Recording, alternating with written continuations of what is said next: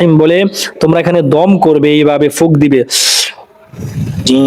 এই দুরূদ শরীফ তোমরা চোখ বন্ধ করে একবার পাঠ করবে। আগামীকাল মনে হয় পরীক্ষা শুরু হবে, 21 তারিখ মঙ্গলবার এসএসসি পরীক্ষা হবে।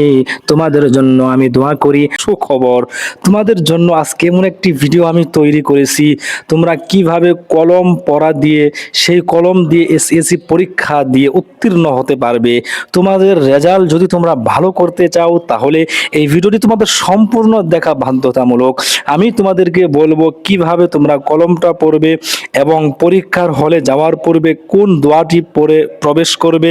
এই ভিডিও থেকে জানতে পারবে কলম কিভাবে পড়তে হবে এবং পরীক্ষার হলে যাওয়ার পূর্বে কোন দোয়াটি পড়ে পরীক্ষা দিলে সব অ্যান্সার তোমার স্মরণে আসবে, কোনো প্রকার সমস্যা হবে না। সমস্যা ছাড়াই তুমি সুন্দর করে পরীক্ষা দিতে পারবে। এ গ্রেড ভালো তুমি রেজাল্ট যদি করতে চাও, তাহলে এই ভিডিওটি তোমার সম্পূর্ণ দেখতেই হবে। আমি তোমাকে বলবো ভিডিও স্কিপ না করে সম্পূর্ণ ভিডিও তুমি দেখবে। পরীক্ষার দিন আমাদের আমল হলো আমরা ফজরের নামাজ আদায় করে আল্লাহ তাআলার কাছে প্রার্থনা করে আল্লাহর কাছে আমরা চাইবো। কারণ আমি যতই পড়ি না কেন, যদি আল্লাহ রব্বুল আলামিন আমার উপর রহমত নাজিল করে, আমি তাহলে কিন্তু পরীক্ষায় উত্তীর্ণ হতে পারবো না। অবশ্যই আল্লাহ পাকের রহমত আমাদের উপর থাকতে হবে। এজন্য আমি বলতেছি, তোমাদের প্রথম আমল হলো পরীক্ষার দিন সকালবেলা তোমরা ফজরের নামাজ মসজিদে গিয়ে ইমাম সাহেবের কাছ থেকে, হুজুরের কাছ থেকে দোয়া নিবে। এরপর তোমরা পরীক্ষা হলে যাওয়ার জন্য প্রস্তুতি গ্রহণ করবে। আরেকটি কুসংস্কার আমরা শুনে থাকি, পরীক্ষার দিন সকালবেলা ডিম খেলে নাকি পরীক্ষা ভালো হয় না। এটা একদম কুসংস্কার, কেউ বিশ্বাস করবা না। আজকের ভিডিওতে তোমাদের বলবো কিভাবে তোমরা পবিত্র কালামুল্লাহ শরীফ থেকে ছোট একটি সূরার 11টি আয়াত তেলাওয়াত করে তোমরা কলমে ফুঁক দিয়ে আমলটা করতে পারবে। এই আমলটা একদম সহজ।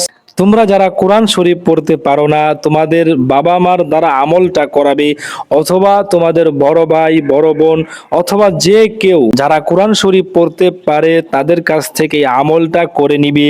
তাহলে অবশ্যই তোমরা কলমটা নিজেরাই পড়তে পারবে। কলমটা কোন সূরা দিয়ে পড়তে হবে তোমাদের আমি বিস্তারিত সব কিছু জানাবো। আমি তোমাদেরকে বলতে চাই, এমন কোন সমস্যার সমাধান পবিত্র কোরআনুল কারীমে আল্লাহ তাআলা মানব জাতির জন্য দেই নাই। সুবহানাল্লাহ। আল্লাহ তাআলা সব কিছু পবিত্র কোরআনুল কারীমে তোমার জন্য, আমার জন্য দিয়েছে। পবিত্র কোরআনুল কারীমে আল্লাহ তাআলা ইরশাদ করেন, উল হুয়া লিল্লাযীনা আমানু হুদাও ওয়া শিফা। আল্লাহু আকবার।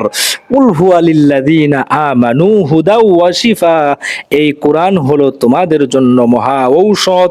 শুধু ঔষধ নাই, মুমিনদের জন্য এই কোরআন হলো রহমত। আরেকটা গুরুত্বপূর্ণ বিষয় হলো ভালো করে পড়ালেখা করতে হবে।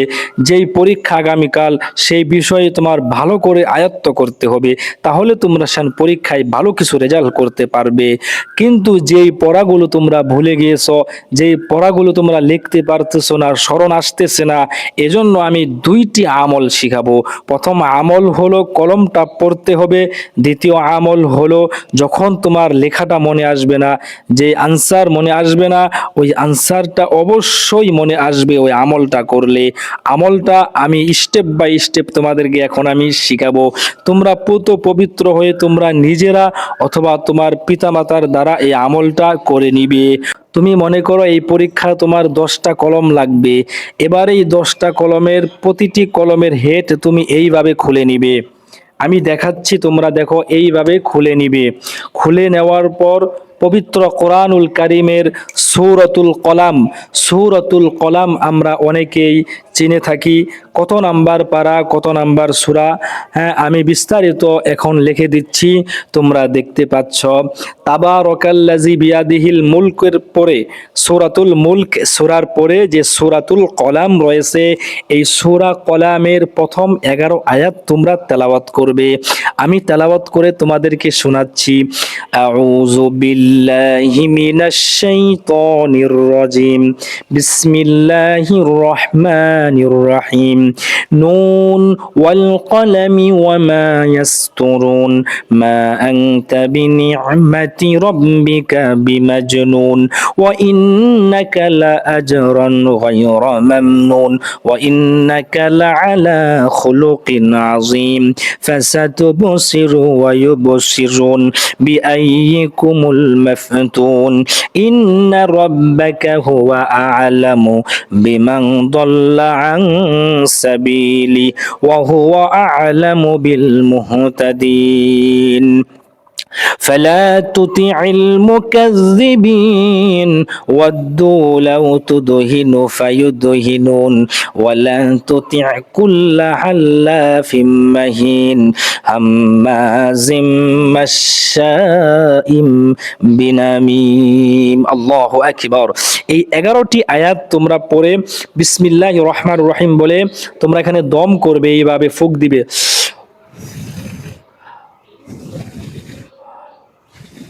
এইভাবে তোমরা কলমে ফুঁক দিবে। ইনশাআল্লাহ আল্লাহর পবিত্র কোরআনুল কারীমের উসিলা করে তোমাদের কলম চলতেই থাকবে, কলম আর থামবে না ইনশাআল্লাহ। আল্লাহর উপর ভরসা করে তোমরা এই আমলটা যদি করতে পারো তাহলে তোমরা পরীক্ষায় উত্তীর্ণ হতে পারবে, এ গ্রেট ভালো A+ তোমরা রেজাল্ট করতে পারবে। আমি সকলের জন্য দোয়া করি, তোমরা যারা এসএসসি পরীক্ষা দিবে, সামনে ইন্টার পরীক্ষা দিবে, সকলের জন্য আমি দোয়া করি তোমাদের পরীক্ষা যেন খুব ভালো হয় এবং তোমরা বেশি বেশি করে আল্লাহর উপর ভরসা করে তোমরা পরীক্ষার হলে যাবে, কোনো প্রকার ভয় পাবে না, ভয়ের কোনো কারণ নেই। আরেকটি আমল হলো তোমরা যখন বাড়ি থেকে বের হবে ছোট একটি দোয়া পড়বে, বিসমিল্লাহি তাওয়াক্কালতু আলাল্লাহ। ছোট একটি দোয়া পড়ে তোমরা ঘর থেকে বের হবে, মা বাবার কাছ থেকে দোয়া নিবে, মায়ের কাছ থেকে দোয়া নিবে, বাবার কাছ থেকে দোয়া নিয়ে তোমরা পরীক্ষার হলে যাবে। পরীক্ষার হলে তুমি লিখতেছ, হঠাৎ করে একটা বিষয় তোমার খেয়ালে আসতেছে না, স্মরণে আসতেছে না, তৎক্ষণাৎভাবে তুমি যদি সেই বিষয়টি স্মরণ নিয়ে আসতে চাও, তোমার জেহানে নিয়ে আসতে চাও, তাহলে একটি আমল করতে হবে, সেটি হলো দুরুদ ইব্রাহিম চোখ বন্ধ করে পাঠ করবে। আল্লাহুম্মা সাল্লি আলা মুহাম্মাদিন ওয়া আলা আলি মুহাম্মাদ কামা সাল্লাইতা আলা ইব্রাহিম ওয়া আলা আলি ইব্রাহিম ইন্নাকা হামিদুম মাজিদ। আল্লাহুম্মা বারিক আলা মুহাম্মাদিন ওয়া আলা আলি মুহাম্মাদ কামা বারাকতা আলা ইব্রাহিম ওয়া আলা আলি ইব্রাহিম ইন্নাকা হামিদুম মাজিদ। এই দুরূদ শরীফ তোমরা চোখ বন্ধ করে একবার পাঠ করবে, দেখবে যে বিষয়টা তোমার স্মরণে আসতেছে না, আল্লাহর রহমতে কুদরত দ্বারা তোমাদের সেই বিষয়টা চলে আসবে, তখন তুমি লিখতে পারবে। এইভাবে আমরা পরীক্ষা দেওয়ার সময় যদি আমলটা ধারাবাহিকভাবে প্রতিদিন করতে পারি ইনশাআল্লাহ রেজাল্ট পেয়ে যাব। তোমার 2, 1, 3টা পরীক্ষা হয়ে গিয়েছে, কোনো সমস্যা নেই, এরপরেও তুমি এই কলমগুলো পড়তে পারবে। তোমাদের যে আমলটা আমি শিখিয়ে দিলাম, সূরা কলামের প্রথম 11 আয়াত তেলাওয়াত করে এই কলমে তোমরা ফুঁক দিবে, দম করবে, তারপরে কলম দিয়ে তোমরা পরীক্ষা হলে গিয়ে পরীক্ষা দিবে। ইনশাআল্লাহ তোমার রেজাল্টটা খুবই ভালো হবে, তুমি কল্পনাও করতে পারবে না এত সুন্দর তোমার রেজাল্ট হয়েছে। আমার ভাইরা, এজন্য আল্লাহর উপর ভরসা করে তোমরা পরীক্ষার হলে যাবে, কোনো চিন্তা করবে না, ভয় পাবে না। যদি তুমি ভয় পেয়ে যাও তাহলে তুমি কখনো সফল হতে পারবে না। সফলতা অর্জন করতে হলে অবশ্যই অন্তর থেকে ভয় দূর করতে হবে। তুমি যদি বিজয়ী হতে চাও, পরীক্ষায় ভালো রেজাল্ট করতে চাও, তাহলে অবশ্যই তোমার ভালো করে পড়তে হবে, তার পাশাপাশি যে আমলগুলো শিখিয়ে দিলাম ওই আমলগুলো করতে হবে। পরীক্ষার হলে যাওয়ার পূর্বে খাবার নিয়ে যেই বিষয়গুলো আছে, ডিম খাওয়া যাবে না, এই খাওয়া যাবে না, এই কুসংস্কারগুলো তোমরা কখনো বিশ্বাস করবা না। আমার প্রিয় ছাত্র ভাই ও বোনেরা, তোমরা যারা পরীক্ষা দিতে যাবে, আমি তোমাদের জন্য দোয়া করি আল্লাহ পাক রব্বুল আলামিন তোমাদেরকে পরীক্ষায় উত্তীর্ণ হওয়ার তৌফিক দান করেন। যারা কোরআন পড়তে পারো, পবিত্র কালামুল্লাহ শরীফের সূরা ইয়াসিন দৈনিক তেলাওয়াত করবে। ফজরের নামাজের পর যেই দিন তোমার পরীক্ষা, ওই দিন ফজরের নামাজ আদায় করার পরে সূরা ইয়াসিন তেলাওয়াত করবে। আল্লাহর বিশেষ রহমতে আল্লাহ রাসূল সাল্লাল্লাহু আলাইহি ওয়াসাল্লামের হাদিস যদি সত্য হয়ে থাকে, নবী পাক সাল্লাল্লাহু আলাইহি ওয়াসাল্লাম বলে দিয়েছে, যেই ব্যক্তি ফজরের নামাজের পর সূরা ইয়াসিন পড়বে, ওই দিনের সকল জিম্মাদারির দায়িত্ব আল্লাহ নিয়ে নিবে। এজন্য আমরা যদি সূরা ইয়াসিন তেলাওয়াত করে পরীক্ষার হলে যেতে পারি, আল্লাহ পাক রব্বুল আলামিন সহায় হয়ে যাবে। আল্লাহর রহমতে পরীক্ষায় আমরা উত্তীর্ণ হতে পারবো। এজন্য কোনো প্রকার ভয় পাবে না, কোনো টেনশন করবে না, আল্লাহর উপর তাওয়াক্কুল করবে। এবং যে আমলগুলো শিখিয়ে দিলাম, ও আমার ছাত্র ভাইরা, ছাত্রী বোনেরা, তোমরা এই আমলগুলো করে যাও। এবং আগামীকাল মনে হয় পরীক্ষা শুরু হবে, 21 তারিখ মঙ্গলবার এসএসসি পরীক্ষা হবে।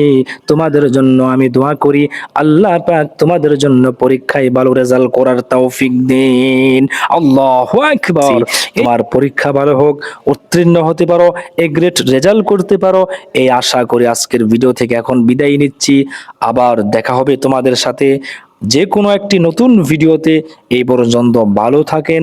আসসালামু আলাইকুম ওয়া রাহমাতুল্লাহ।